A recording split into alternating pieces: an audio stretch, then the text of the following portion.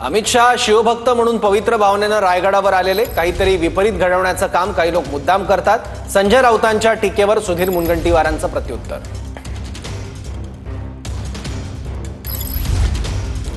अमित शाह शिवभक्त म्हणून पवित्र भावनेनं रायगडावर आलेले, काहीतरी विपरीत घडवण्याचं काम काही लोक मुद्दाम करतात, अशी प्रतिक्रिया यावर सुधीर मुनगंटीवार यांनी दिली आहे।